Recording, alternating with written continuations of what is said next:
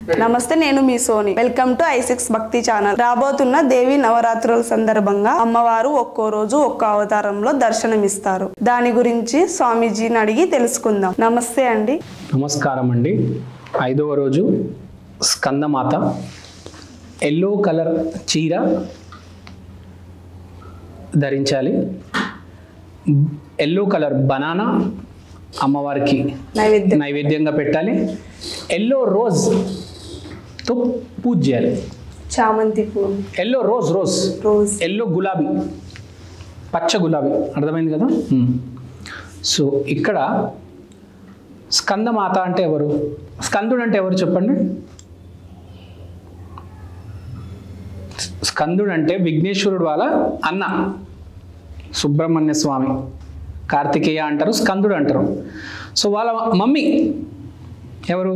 స్కందుడు వాళ్ళ mummy Skandamata. So ఈరోజు స్కందమాత అమ్మవారి రోజు, 5వ రోజు. స్కందమాతని ఎందుకు పూజించాలి? అప్పుడు ఒక ఎనర్జీ ఉంటుంది కదా.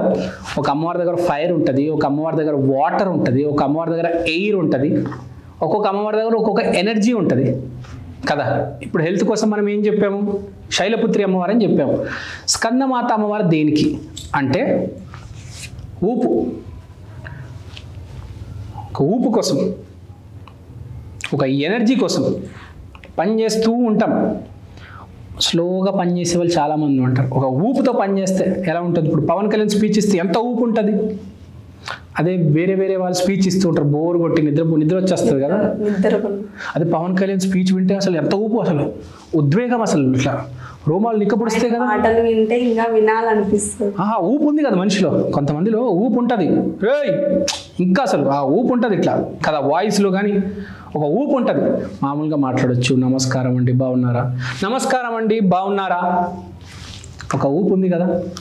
ఆ ఇంటెన్సిటీ, ఆ ఉద్వేగం, ఆ ఫైర్, కరెక్ట్ వర్డ్, ఆ ఫైర్ అనేది స్కందమాత అమ్మవారు ఇస్తుంది.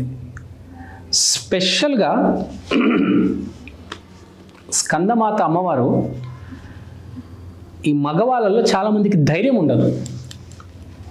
నేనేమైపోతాను, నేను ఫ్యామిలీని నడపగలుగుతానా, నేను డబ్బులు సంపాదించగలుగుతానా, నేను బయటికి వెళ్ళి సొసైటీలో బతకగలుగుతానా, నాకు చేతన అవుతుందా, నేను చేతగానేమో, నాకు చేతన అవుతుందా ఉంటారు చాలామంది. అట్లా ఇలా సిగ్గుపడతారు. అసలు వాళ్ళకి ధైర్యం ఉండదు, మాట్లాడడానికి ధైర్యం ఉండదు, పని చేయడానికి ధైర్యం ఉండదు, కళ్ళలో కళ్ళు పెట్టి చూడలేరు, ఇలా తల కింద చూసి మాట్లాడతారు. అవునండి, ఇలా కళ్ళు పెట్టి మాట్లాడలేరు. ఫేస్ టు ఫేస్ ఆ మాట్లాడే ధైర్యం ఉండదు. ఇలా ఇది నాది, నేను కష్టపడ్డాను, నా డబ్బులు నాకు ఇరవై అని అది లేదు. రేపిస్తారా? సరే అండి వెళ్తాను. మళ్ళీ వాడు రేపు వస్తాడు. రేపిస్తారా అండి, మళ్ళీ వెళ్తాడు. అలా వాడు ఇంకా రేపు అంతే, ఇంకా అలా ఇంకా అంతే ఉండిపోతుంది. అది ఒకరోజు వాడే వదిలేస్తాడు దాన్ని. ఆ డబ్బులు రావు. వెళ్ళాలి, మాట్లాడాలి, మన డబ్బులు మనం తెచ్చుకోవాలి.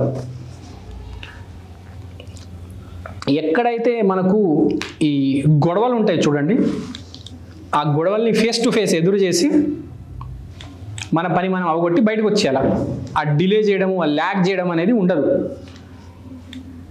ఒక ధైర్యం అనేది ఉంటుంది, ఒక ఊపు అనేది ఉంటుంది.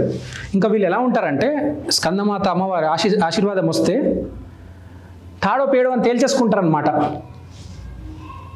నీకు డబ్బులు ఇచ్చాను, ఇస్తావా లేదా డైరెక్ట్ చెప్పేయి, ఇవనంటే వదిలే క్షమించేస్తా, ఇస్తానంటే చెప్పు ఇచ్చేయి. మాట మీద నిలబడే మనిషి స్కందమాత అమ్మవారి ఆశీర్వాదం ఉంటే. బేసిక్గా కొంతమంది ఉంటారు అసలు మాట మీద నిలబడే వాళ్ళు, వాళ్ళందరికీ స్కందమాత ఆశీర్వాదం ఉంటుంది పుట్టుకతోనే.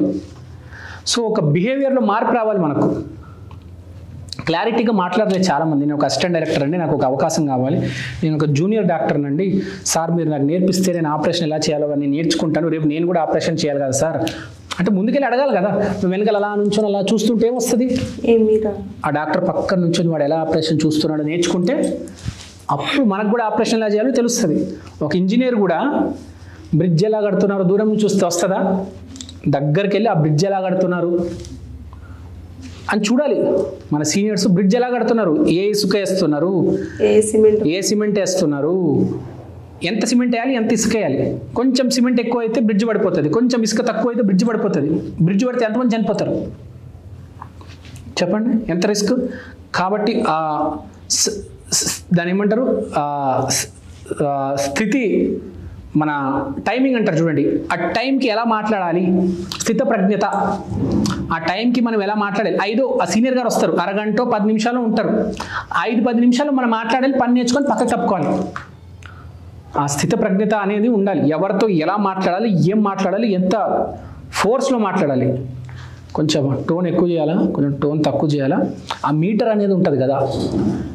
ప్లస్ అవతల వాడిని పసిగట్టగలగాలి, వీడి ఏంటి, వీడికి ఏం కావాలి, వీడికి ఏమి ఇస్తే మనకు కావాల్సింది తిరిగిస్తాడు. ఇదంతా ఈ చాకచక్యము, ఈ తెలివితేటలు, ఒక ఊపు. పవన్ కళ్యాణ్ కొన్ని చూడండి మీరు, చాలా ఎక్కువ ఉన్నాయి. ఆంజనేయ స్వామి భక్తులకు కూడా ఉంటుంది ఇది. ప్లస్ బలం, స్కందమాతను పూజిస్తే ఒక బలం కూడా వస్తుంది, శారీరక పుష్టి బాగా ఉంటుంది, విపరీతమైన స్ట్రెంగ్త్, ఫిజికల్గా, మెంటల్గా అన్నట్లే ఫిజికల్గా స్ట్రెంగ్త్ వస్తుంది. తెలియకుండా మీరు జిమ్కి వెళ్ళడం స్టార్ట్ చేస్తారు, ఏరోబిక్ స్టార్ట్ చేస్తారు, ఫిట్నెస్ స్టార్ట్ చేస్తారు.